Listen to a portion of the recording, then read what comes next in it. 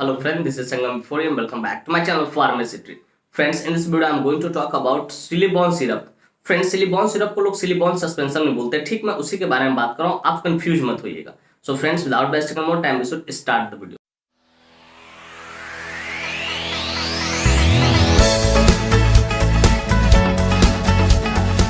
Friends, video को शुरू करने से पहले कुछ बातें मैं यहाँ पे शेयर करना चाहूंगा जो कि आपके लिए एक तरह से वार्निंग है. फ्रेंड्स, यह वीडियो सिर्फ जानकारी के उद्देश्य से बनाया है. इस वीडियो को देखने के बाद कोई भी सिरप आप खुद से ना ले, कतई सेल्फ मेडिकेशन ना करें. Friends, actually I don't support self medication at all. So before taking any syrup you must consult your doctor. कोई भी दवा या सिरप लेने से पहले आप अपने डॉक्टर से जरूर कंसल्ट करें. तो फ्रेंड्स, चलिए वीडियो की शुरुआत करते हैं. फ्रेंड्स, आज का हमारा टॉपिक है सिलिबॉन सिरप. फ्रेंड्स, सिलिबॉन सिरप एक बहुत ही ज्यादा प्रचलित सिरप है जिसका इस्तेमाल लीवर से रिलेटेड प्रॉब्लम को ठीक करने के लिए किया जाता है. फ्रेंड्स, यह सिरप हिपैटोप्रोटेक्टिव कैटेगरी से बिलोंग करता है. अब जाहिर सी बात है, मैंने इस टर्म का इस्तेमाल किया है तो मेरे व्यूअर्स पूछेंगे sir what is the meaning of hepatoprotective category. तो डियर व्यूअर्स, हिपैटोप्रोटेक्टिव कैटेगरी कहने का अर्थ यह होता है कि कोई भी वैसा मेडिसिन, चाहे वो सिरप हो, टैबलेट हो, ठीक है, या कैप्सूल हो, जो हमारे लीवर के इंजरी को ठीक करने का काम करे, कम करने का काम करे, उस वैसे मेडिसिन को हम लोग बोलते हैं हिपैटोप्रोटेक्टिव कैटेगरी का मेडिसिन बोलते हैं. यह जो ये होता है, ठीक है, लीवर इंजरी किसके कारण होता है? हिपैटोटॉक्सिक एजेंट के कारण होता है. तो डियर व्यूअर्स, एकदम सिंपल शब्दों में आप इस बात को समझो कि वैसा मेडिसिन जो हमारे लीवर इंजरी को क्या करे, कम करने का काम करे, वैसे मेडिसिन को या वैसे सिरप को हम लोग हिपैटोप्रोटेक्टिव कैटेगरी के अंतर्गत रखते हैं. तो डियर व्यूअर्स, मैं उम्मीद करता हूं ये बात आपको अच्छे से समझ में आ गया हो कि हिपैटोप्रोटेक्टिव कैटेगरी होता क्या है. सिंपली समझो, मिटिगेट द लीवर इंजरी.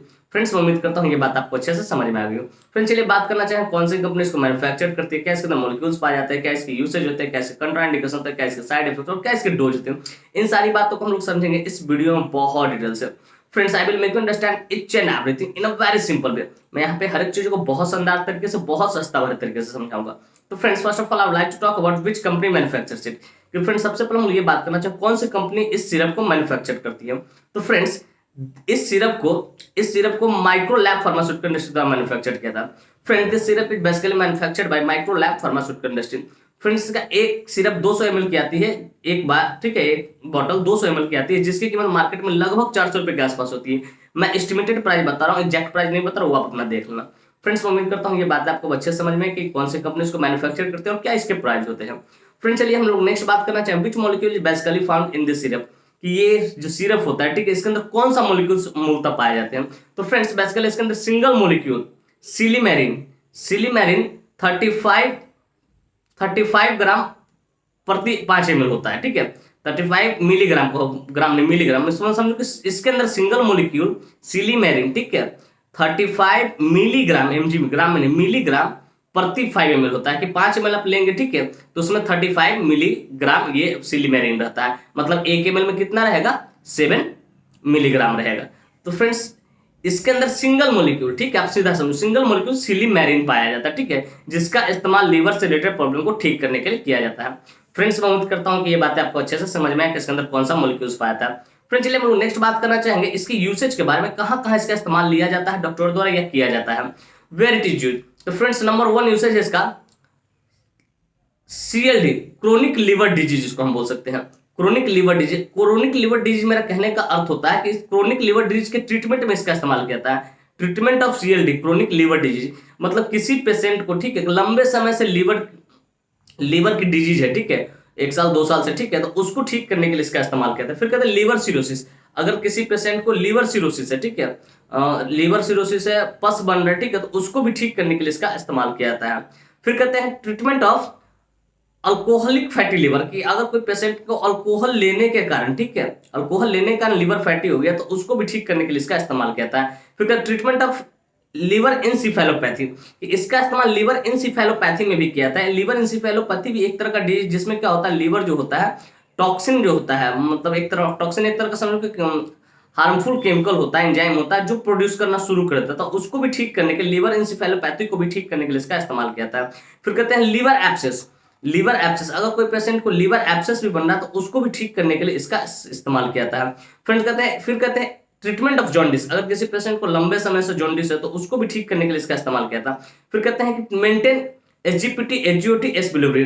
कि अगर किसी पेशेंट को एसजीपीटी, एसजीओटी ये सारे बढ़े हुए हैं, ठीक है, सीरम बिलिरुबिन बढ़े, तो उसको मेंटेन करने के लिए इसका इस्तेमाल किया था.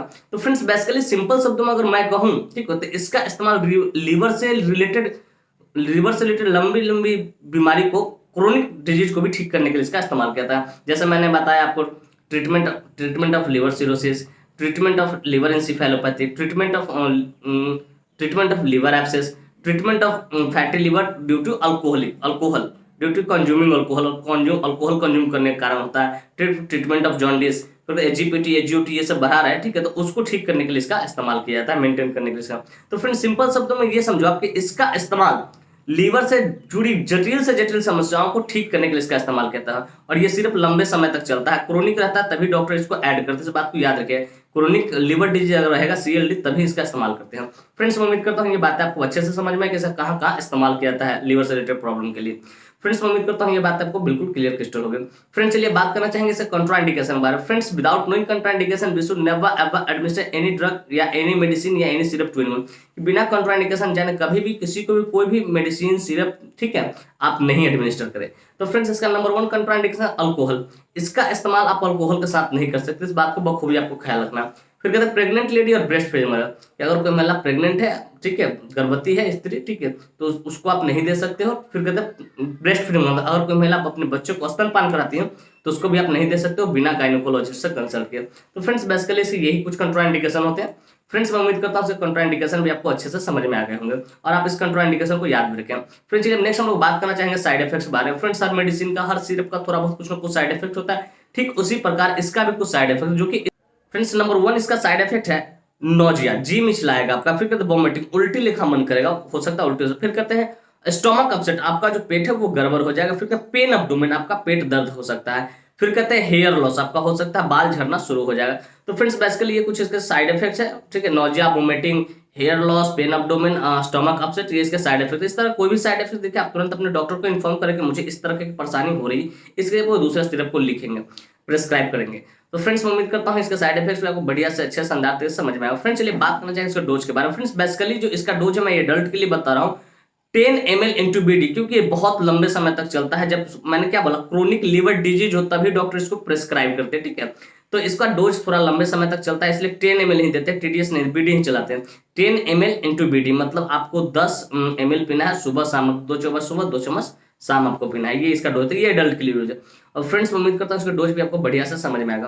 फ्रेंड्स मैं उम्मीद करता हूँ ये बातें बिल्कुल क्लियर क्रिस्टल हो गई होगी। सिलिकॉन सिरप क्या होता है या सिलिकॉन सस्पेंशन क्या होता है, कौन सी कंपनी इसको मैन्युफैक्चर करती है, क्या इसके अंदर मॉलिक्यूल्स पाए जाते हैं, क्या इसके यूसेज होते हैं, क्या इसके कंट्राइंडिकेशन होता है, क्या इसके साइड इफेक्ट्स होते हैं और क्या इसके डोज होते हैं। और साथ ही मैं ये भी उम्मीद करता हूँ कि ये वीडियो काफी इन्फॉर्मेटिव, काफी इंटरेस्टिंग, काफी जबरदस्त लगी होगी आपको, और मेरे इस वीडियो से आपको कुछ ना कुछ सीखने को जरूर मिला होगा। Friends, if you find this video informative and interesting, hit the like button, subscribe my channel, and don't forget to share it with your medical friends and common friends. Thank you for watching this video. Bye bye. Take care. फिर मिलते हैं next video में। तब तक स्वस्थ रहिए, मस्त रहिए, ख्याल रखिए अपना और अपने परिवार का। Thank you.